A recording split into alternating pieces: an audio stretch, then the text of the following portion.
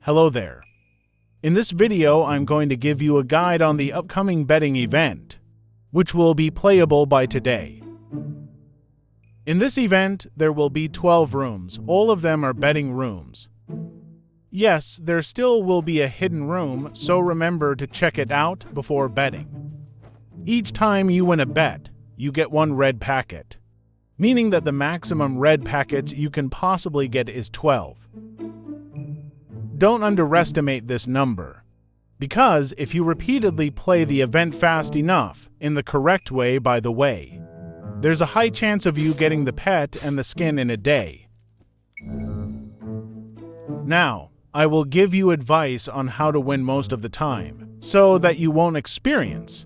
Aw, dang it! Aw, dang it! The first thing to identify before betting is the characters that are provided. For example, here we have Hualing and Asura. I'm not sure why he is in this state. Probably he's feeling a bit fancy today.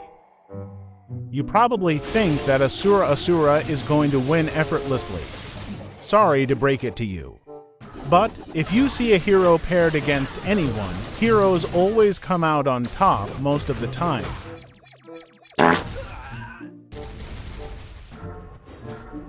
However, if a hero is up against another hero, then it would be a bit more complicated. But I can assure you with this, most of the time Naga heroes are going to stand on top under normal circumstances. And by normal circumstances, I mean that both opponents do not have items that can turn the tide. I will explain that later, since it will be the second part of our analysis. Anyway, as for normal heroes against each other, I think Hilding, Blue Dragon Boy, and Gallowing are my personal top 3 choices, but I think you have to use your gut feeling. And also, if you ever see Oli and Annabella, always choose the opponent because they are just that bad. Alright, on to bosses. All Asura forms are bad. Yup, you hear me right. If any Asura forms are up against any bosses, just don't pick the Asura forms. If the Asura forms are up against each other. This is my personal ranking on who is more likely to win. From least likely to most likely: Human Asura, Ghost Asura, Asura, Animal Asura, Deva Asura, and these are my reasons.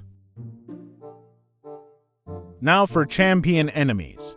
Always choose this guy that is now on your screen. That's what I'm talking about! That's why he's the MVP! That's why he's the... Now as to which champion comes after him, I think comes down to who's more aggressive and can deal more consistent damage. Finally, on to the normal enemies.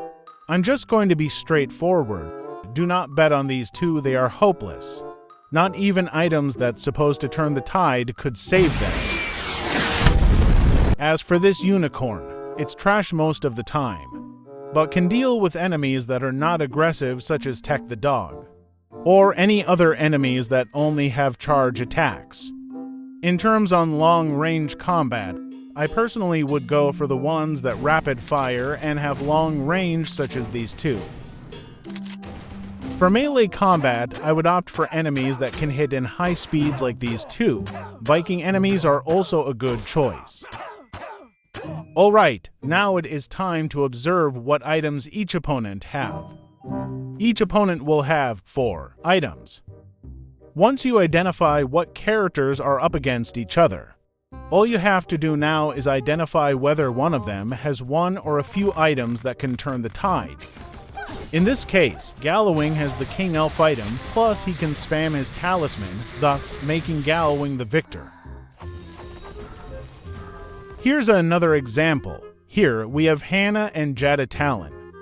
Guess which one is going to win? That's right.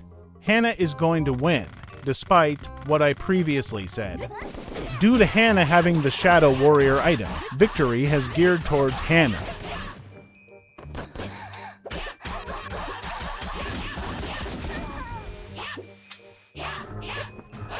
Here's another example.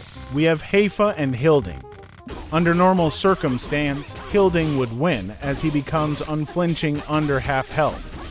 But since Heifa has the fishing net item and black humor, victory favored Heifa. There's one important thing I have to tell you: soul-fused Kabuto will not work. Another thing you have to note is that if one of the opponents has one or more follower items, they are more likely to win. This especially applies to followers that are unkillable.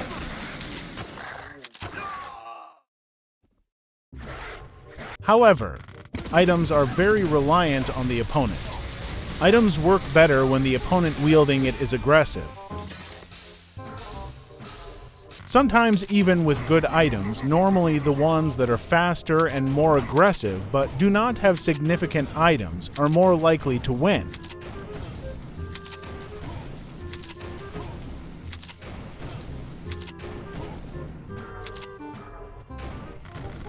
This fact can be seen clearly with Evil Mask. Sometimes the opponent wielding it get a clear advantage, while sometimes they don't.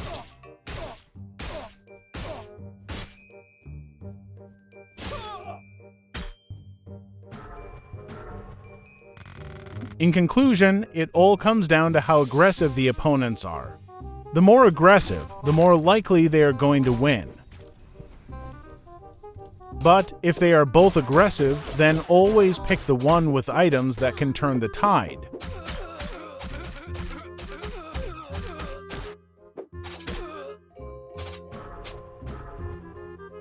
However, it is still up to your gut feeling and experience. The more you play, the more you know, and the more likely you are going to pick the right choice. That's all from me. I hope this video is helpful. Anyway, bye.